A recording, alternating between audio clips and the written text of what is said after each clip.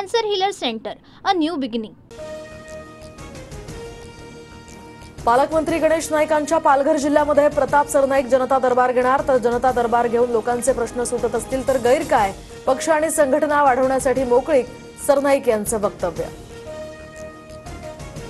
ठाणे महापालिकेवर भाजपचा झेंडा फडकला पाहिजे, युती संदर्भात वरिष्ठ नेते निर्णय घेतील, भाजपचे माजी खासदार संजीव नाईक यांची प्रतिक्रिया।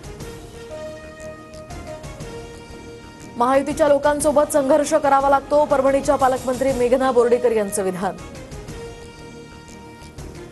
कुणाची शिवसेना खरी आणि कुणाची राष्ट्रवादी खरी हे जनतेनं दाखवलं, पुण्यातील कार्यक्रमातनं अमित शहांचा ठाकरे आणि पवारांवर निशाणा। मुख्यमंत्र्यांची आज विधिमंडळ कामकाज सल्लागार समितीसोबत बैठक, तर विधानसभा आणि विधान परिषद कामकाज समितीचा मुख्यमंत्री आढावा घेणार। परळी आणि शिरसाळामध्ये मुंडे समर्थकांनी सुरेश धसांना काळे झेंडे दाखवले, शिरसाळामध्ये धसांची गाडी अडवण्याचा प्रयत्न, धस परळीची बदनामी करत असल्याचा मुंडे समर्थकांचा आरोप। परळीच्या शिरसाळामध्ये मुंडे समर्थक आणि पोलिसांमध्ये झटापट, तर धसांची गाडी अडवण्याचा प्रयत्न करणाऱ्या मुंडे समर्थकांना पोलिसांनी ताब्यात घेतलं। धनंजय मुंडेंची गुंडगिरी अजून संपलेली नाही, काळे झेंडे दाखवणाऱ्यांचे नेते आष्टी मतदारसंघात आल्यानंतर आम्ही सुद्धा काळे झेंडे दाखवणार, सुरेश धसांचा धनंजय मुंडेंना इशारा। वाल्मिक कराडला तुरुंगात मटण पुरवलं जात असल्याचा सुरेश धसांचा आरोप, कराड आणि इतर आरोपींना व्हीआयपी ट्रीटमेंट देणाऱ्या अधिकाऱ्यांवर कारवाई करावी, सुरेश धसांची मागणी। अनिश्चित काळासाठी कोल्हापूर विभागातनं कर्नाटक राज्यामध्ये जाणाऱ्या महाराष्ट्राच्या एसटी बसेस रद्द, तर आता कर्नाटकात महाराष्ट्राच्या एसटी चालकाला काळं फासल्यानंतर परिवहन मंत्री प्रताप सरनाईकांचा निर्णय।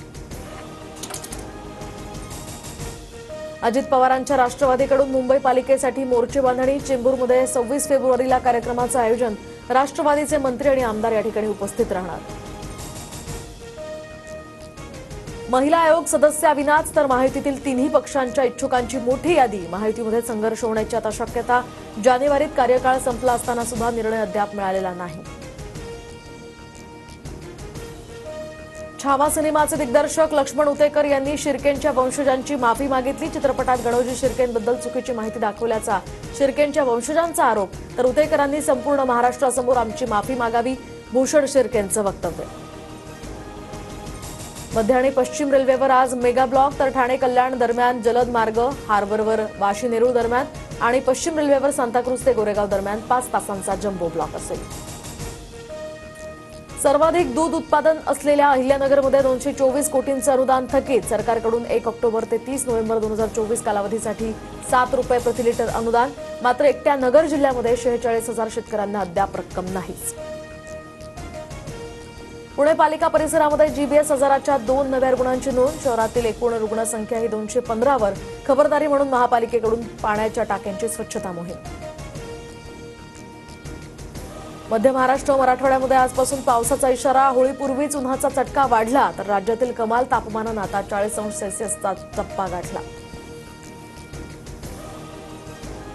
पंतप्रधान आवास योजनेअंतर्गत महाराष्ट्रातील 20 लाख घरांवर मोफत सौर ऊर्जा प्रकल्प बसवणार, मुख्यमंत्री देवेंद्र फडणवीसांची घोषणा, लाभार्थ्यांना वीज बिल भरण्याची वेळ येऊ नये यासाठी निर्णय। आरबीआयचे माजी गव्हर्नर शक्तिकांत दास यांनी पंतप्रधानांच्या प्रधान सचिवपदी त्यांची नियुक्ती, तर काही दिवसांपूर्वीच शक्तिकांत दास आरबीआयचे गव्हर्नर म्हणून निवृत्त। आयसीसी चॅम्पियन्स ट्रॉफीमध्ये आज भारताची पाकिस्तान विरुद्ध लढत, दुबईच्या मैदानावर दोन्ही संघ भिडणार, दुपारी 2:30 वाजता सामन्याला सुरुवात होणार। तेलंगणामध्ये बोगद्याचं छत कोसळून मोठी दुर्घटना, 8 मजूर अडकले, तर एनडीआरएफकडून बचावकार्य सुरू, भारतीय अभियांत्रिकी सेना बचावकार्यामध्ये सामील। देशात कोट्यावधी घुसखोर राहतात, या देशातील व्यवस्थेत ढवळाढवळ निर्माण करतात, उपराष्ट्रपती जगदीप धनखड यांचं वक्तव्य।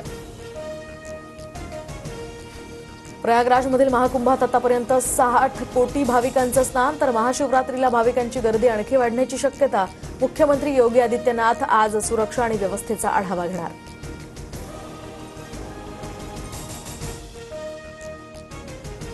Cancer Healer Center, a new beginning.